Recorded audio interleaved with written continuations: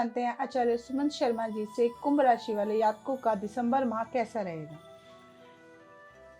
कुंभ राशि वाले जातक दिसंबर में क्या योग लेकर आ रहे हैं ग्रह, आइए सबसे पहले जानते हैं। कुंभ राशि का लगन का स्वामी शनि लगन में ही गोचर कर रहे हैं। दूसरे भाव में मीन राशि में राहु गोचर कर रहे हैं। तीसरे भाव में बृहस्पति गोचर कर रहे हैं और छठे भाव में चंद्रमा कर्क राशि में गोचर कर रहे हैं। आठवें भाव में कन्या राशि में केतु गोचर कर रहे हैं। नवम भाव में शुक्र गोचर कर रहे हैं तुला राशि में। दशम भाव में सूर्य और मंगल गोचर कर रहे हैं वृश्चिक राशि में। और धनु राशि में बुध गोचर कर रहे हैं 11वें भाव में। ये बहुत ही उत्तम योग बना हुआ है। इस समय दशम भाव में दिग्बली होकर सूर्य और मंगल गोचर कर रहे हैं, जिस पर इस समय राहु और चंद्रमा का दृश्य भी है।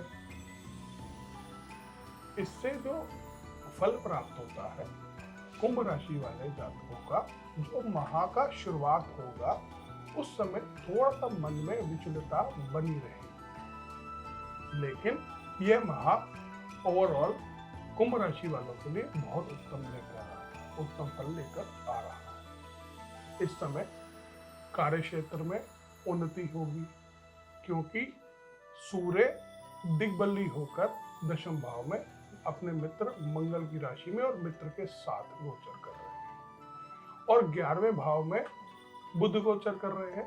जब भी 11वें भाव में बुध गोचर करता है तो हमारे आय के साधनों की वृद्धि करता है।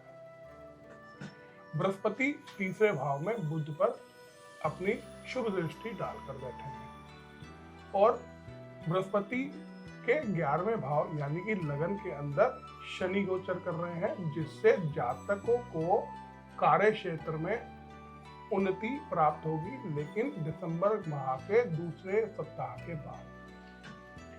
इस समय क्या करें क्या ना करें यह समझना परम आवश्यक है कुंभ राशि वाले जातकों के लिए।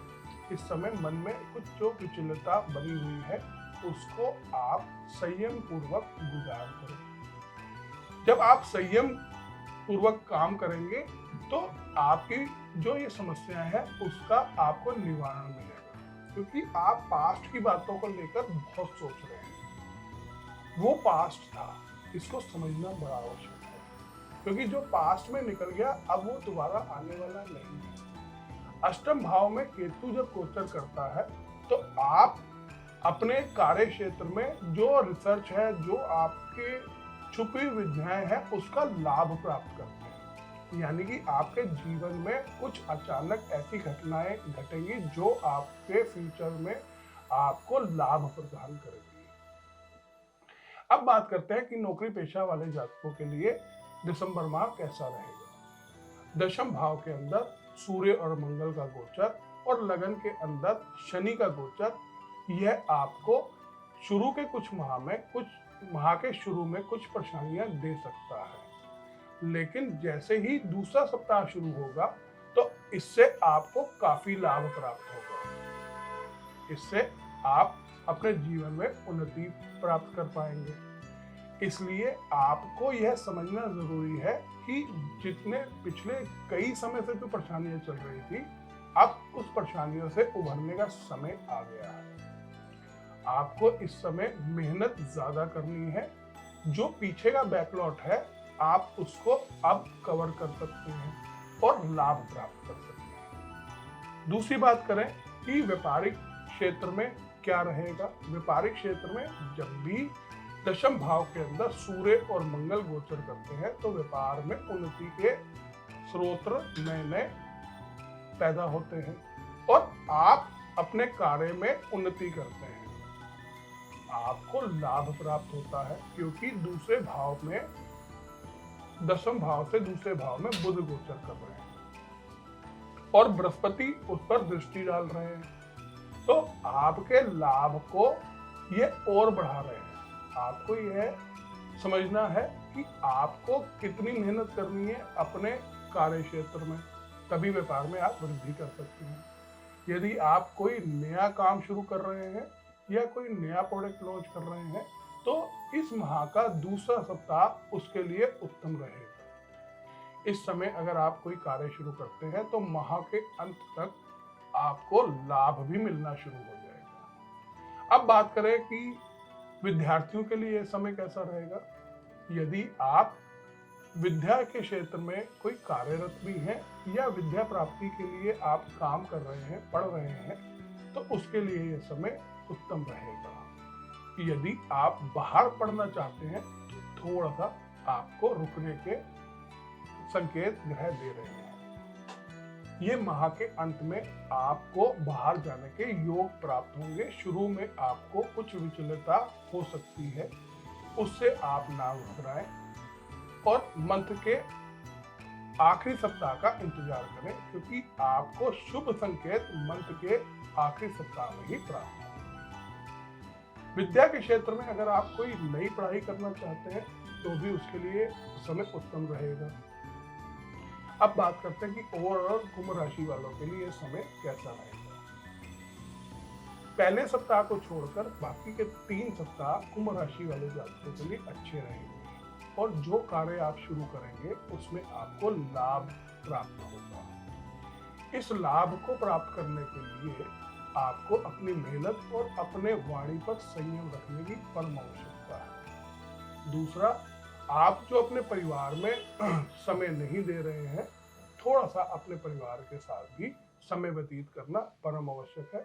नहीं तो आपकी खुशियां तो आएंगी लेकिन आप उसको पूरा एंजॉय नहीं कर पाएंगे। तो जब भी परिवार आपकी खुशियों में शामिल होगा तो आपकी खुशियां और ज्यादा बढ़ेंगी। ये आपको समझना परम आवश्यक है। आचार्य जी, ये था कुंभ राशि वालों का राशिफल। उनको और कोई ऐसे क्या उपाय करने चाहिए जिससे दिसंबर माह उनके लिए अच्छा रहे, जो भी मुसीबतें हैं वो कोई उपाय से टल जाएं? हाँ, देखिए, इस समय राहु केतु जो है ये दूसरे भाव में गोचर कर रहे हैं जी। और शनि के दूसरे भाव में अगर राहु गोचर कर रहा हो तो राहु का उपाय करने से लाभ प्राप्त होता है और जो समस्याएं हैं उससे भी आपको समाधान जी। जल्दी से प्राप्त जी होगा। जी। तो राहु के जो उपाय है, आप पक्षियों को दाना डालें, जल पिलाएं पक्षियों को, या काले तिल और गुड़ की शक्कर पीपल की जड़ में उड़ेलें शाम के समय पे। इनको लाभ प्राप्त होगा और आपके अंदर कॉन्फिडेंस बढ़ेगा। एक उपाय और है, आप एक लोटा लें, उसमें थोड़ा सा दूध डालें, एक चुटकी काले तिल डालें, थोड़ा सा गंगा जल डालें और उस लोटे को पूरे जल से भर लें। अब इस जल को सिर्फ शिवलिंग पर ही आपको डालना है, ओम नमः शिवाय बोलते हुए पूरा का पूरा शिवलिंग पर ही डालना है, बाकी किसी पे नहीं डालना है। ये यदि आप 43 डेज करते हैं तो इससे कुंभ राशि वालों को बहुत लाभ प्राप्त होगा और जीवन के आने वाले जो साल है उसमें यह उन्नति बहुत तेजी से करेंगे। ग्रह यही बता रहे हैं कि आप थोड़ा सा अपने आप में बदलाव लाके अपने जीवन को और अच्छा कर सकते हैं या अपनी की हुई मेहनत के फल अधिक से अधिक प्राप्त कर सकते हैं। इस गोचर को बताने का हमारा उद्देश्य यही है कि आप इन ग्रहों से अपने जीवन में और खुशियां कैसे ला सकते हैं और उसको कैसे आप अपने जीवन को अच्छा कर सकते हैं। आचार्य जी से आपको अपनी राशि के बारे में, अपने बारे में, अपनी समस्याओं के बारे में और भी कुछ जानना चाहते हैं तो हमारे नीचे स्क्रीन पर आचार्य जी का नंबर है, आप संपर्क कर सकते हैं, कुछ भी पूछ सकते हैं, कोई भी समस्या का हल चाहते हैं तो आप उस नंबर पर कांटेक्ट कर लीजिएगा। बने रहिए NMI न्यूज़ पर। धन्यवाद।